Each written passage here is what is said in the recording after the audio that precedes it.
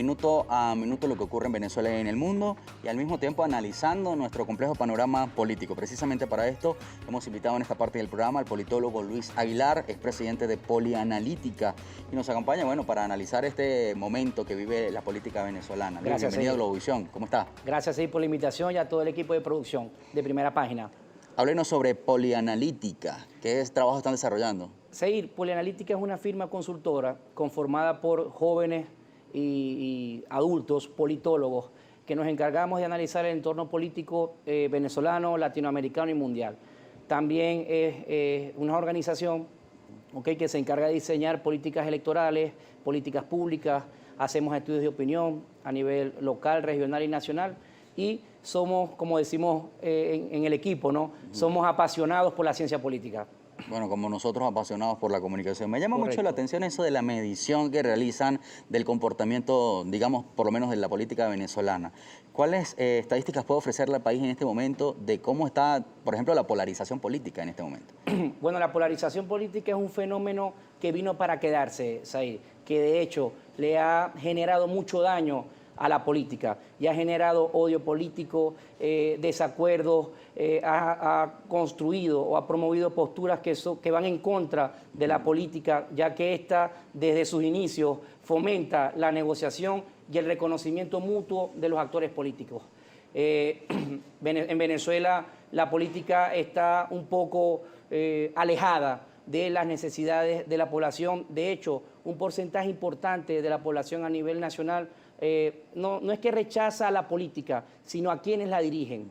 Es por esto que se ha generado una desconexión significativa por parte de los actores políticos que hoy hacen vida a nivel nacional y que quizás ha hecho que la política ha dejado de servir como una herramienta para solucionar los problemas públicos. Hay una alternativa de las que muchos hablan. Bueno, hay una polarización y un descontento por parte de la población. La población dice, bueno, yo no creo ni en el chavismo porque, bueno, tiene un rechazo alto dentro de la población venezolana, y al mismo tiempo en la política tradicional de estos partidos de oposición también, porque sienten que han sido defraudados o decepcionados por la dirigencia. ¿Puede resurgir en medio de todo esto un nuevo camino político como opción al problema político venezolano? Por supuesto, lo vimos en las pasadas elecciones del 21 de noviembre, donde una tercera opción política, un tercer movimiento se convierte en una sorpresa político-electoral, como lo fue la organización política emergente Fuerza Vecinal, que logró sacar más de 400.000 votos a nivel nacional, tiene una representación importante de alcaldes exitosos, concejales, diputados regionales, y que no tenemos duda en nuestros monitoreos y proyecciones a mediano y largo plazo en Polianalítica de que es posible de que presenten una opción presidencial en las elecciones del 2024. Ahora, en esto de la valoración de la población a las organizaciones políticas, ¿cómo está siendo valorado en este momento el PSUV y el partido de gobierno? Bueno, el PSUV, Seir, es la organización política más organizada a nivel nacional. Y además es la organización política que solo obtiene mayor autodefinición partidista, como decimos los politólogos.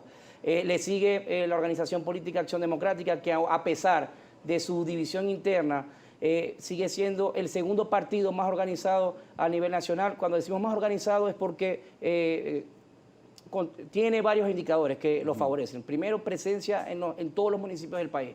Segundo, formación y capacitación activa de sus cuadros y militancia política a nivel nacional, y además tiene amplia representación de cargos públicos en todo el país. ¿Qué daño le ha hecho la judicialización de los partidos políticos a la política nacional? Creo que el tema de la judicialización de las organizaciones políticas va mucho más allá de un tema legal. Tiene que ver más con un tema, valga la redundancia, de acuerdos internos. Porque a ti te puede intervenir el Tribunal Supremo de Justicia, pero si los líderes de las organizaciones políticas, los internos, logran construir vínculos y acuerdos para subsanar el proceso de judicialización, creo que este tema podría ser superado por cualquier organización política. O sea, que trasciende el liderazgo, digamos. Absolutamente, Seir. Ahora, la figura del presidente de la República, muchos hablan de un 80% de rechazo de la población. Polianalítica, ¿qué dice? El presidente Nicolás Maduro, Seir, aumentó los niveles de aceptación, sobre todo en sus bases políticas, en las bases del chavismo. De hecho, el presidente Nicolás Maduro tiene mayor popularidad que el propio Juan Guaidó. Eso es interesante. Por supuesto. ¿Y a qué se deben estas modificaciones en cuanto a los números? Bueno, tiene que ver sobre todo con respecto al presidente de la República, a las mejoras, ¿ok?, del tema económico, ¿ok? Y la caída de la popularidad de Juan Guaidó tiene que ver con un problema que afecta al 99% de los políticos en el mundo, que es que cuando tú haces promesas y no las cumples, tu popularidad, tu aceptación a nivel nacional se viene a pique. El tema del manejo de los recursos recibidos hacia Venezuela por parte de la presidenta interina, como se le llama, también ha tenido que ver con esto. Mucha gente pide cuentas. Bueno, ¿qué pasó con el dinero de la ayuda humanitaria? ¿O qué pasó con los recursos, por ejemplo, del concierto de Cúcuta? ¿O este tipo de cosas ha tenido que ver? Por supuesto, Seir. Y a partir de allí, ¿qué debe hacer la dirigencia opositora venezolana para recuperar, digamos? La dirigencia política opositora tiene que entrar, como llamamos los politólogos, Seir, al cuarto de reflexión. ¿Okay? El pasado proceso electoral del 21 de noviembre dejó muchos aprendizajes, muchas reflexiones que, por cierto, ojalá que ese proceso electoral sean las últimas elecciones donde la oposición vaya dividida, sean las últimas elecciones donde la oposición no convoque a un proceso primario interno para escoger candidatos unitarios, y ojalá ese sea el último proceso electoral donde la oposición venezolana no construya una estrategia política paraguas, político-electoral paraguas, que le permita medirse de forma más rigurosa y estratégica con el oficialismo. ¿Qué dicen las proyecciones? Que si la oposición va unida definitivamente puede ganar la elección presidencial. Si la oposición venezolana logra organizar un proceso primario que tenga como resultado un candidato unitario de cara a las elecciones presidenciales del 2024, las probabilidades, y todas las personas que nos escuchan, de que el candidato opositor gane las elecciones presidenciales son muy altas. El gobierno lo sabe muy bien, maneja estas proyecciones muy bien, porque quizás mejor que nosotros, y son las alarmas que tiene el oficialismo, el Partido Socialista Unido de Venezuela en este momento, que de hecho hemos visto movimientos estratégicos y tácticos desde el punto de vista político organizacional muy importantes en el seno del Partido Socialista Unido de Venezuela, como por ejemplo hoy se inaugura, se relanza el proceso de reorganización de la VC a nivel nacional a través de las asambleas que Diosdado Cabello anunció el día de ayer a través de sus redes sociales. Y la fractura dentro del chavismo, de la cual mucho se habla, también es un tema de debate. Muchos dicen, bueno, son disciplinados porque, digamos, lavan los trapos sucios dentro de la casa, no se expone tanto frente al país. Quisiera hablar acerca de eso al regreso y cómo la oposición también en sus fracturas sí lo deja frente al conocimiento del país y qué diferencia hace eso. Vamos a la pausa, regresamos con Luis Aguilar Político. ¿Lo hace el PSUV? ¿Lo hace la oposición? Bueno, te puedo decir que la organización política que maneja mejor esa ley es el Partido Socialista Unido de Venezuela. Son muy discretos, ¿no?, con su conflicto. Sí, lavan sus trapitos en casa, como tú dices. Sí. Creo que es la ley número 1 de toda organización, lavar los trapos en casa. El reto de todos los partidos políticos es construir alianzas, construir consensos, construir planteamientos comunes que les permitan avanzar. Y sobre todo, lo que demanda la mayoría de las estructuras, las militancias políticas de todas las organizaciones, es el refrescamiento permanente del liderazgo político a lo interno de las organizaciones. Alguien pudiera pensar entonces, bueno, que usted ha dicho que el presidente aumentó la popularidad, que el partido de gobierno es el mejor organizado del país y el que lava los trapitos en casa. Alguien pudiera pensar, bueno, este muchacho, digamos, en su visión respalda al gobierno. ¿Es así? ¿O cuál sería el punto negativo, digamos, que tiene la gestión actual del presidente Maduro? Bueno, o los puntos, si son varios. Si te soy sincero, Seir, nosotros estudiamos mucho al Partido Socialista Unido de Venezuela, estudiamos mucho a los partidos de oposición y te puedo reconocer que el Partido Unido de Venezuela es un partido que es estratégico, está organizado, sí. Es un partido que tiene buenos planteamientos desde el punto de vista organizacional, forma permanentemente a sus bases, le habla permanentemente. Fíjate, hoy es miércoles, hoy por ejemplo, hoy es el programa El Mazo Dando. El Mazo Dando es un comité político semanal del PSUV. ¿Qué organización política a nivel nacional le habla toda la semana Bueno, a su pero militancia. ese es el uso de la televisión pública que pertenece a todos los venezolanos para fines políticos, ¿no? No tienen las otras organizaciones esa posibilidad, por ejemplo. No tienen las organizaciones esa posibilidad, pero podrían diseñar estrategias comunicacionales para hablarle, o físicas, para hablarle permanentemente a su militancia. Por ejemplo, nosotros lo decimos en los salones de clase, como hacen las iglesias cristianas evangélicas. Los pastores evangélicos todos los domingos, de forma religiosa y sagrada, le hablan a los miembros de la iglesia. ¿Por qué las organizaciones políticas, desde las más pequeñas hasta las más grandes, no se reúnen todas las semanas por lo menos con su militancia para afinar estrategias, líneas discursivas, planteamientos de organización comunitaria, etcétera, etcétera, etcétera, que sí lo hace en este caso el PSUV? Nosotros es normal, y que hablo en nombre de muchos politólogos, analistas políticos, cuando hablamos bien de las políticas positivas del gobierno, del PSUV, nos tildan de chavistas.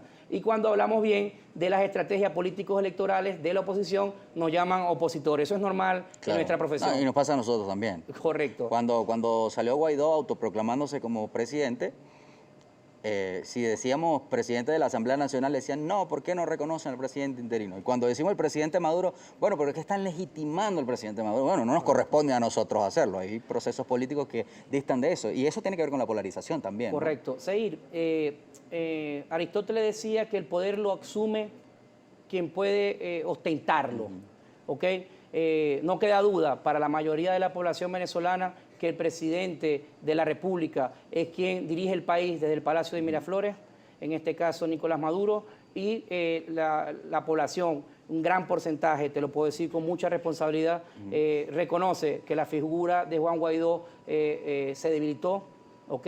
Es simbólica y no representa hoy en día una alternativa real de transición política en el país. No, y que el tema del reconocimiento no necesariamente quiere decir que te guste. Yo podría decirle presidente al presidente, por supuesto, porque es su investidura, y eso no quiere decir necesariamente que yo lo respalde o no, o cualquiera que nos esté viendo, incluso usted. Correcto. Por decirle presidente.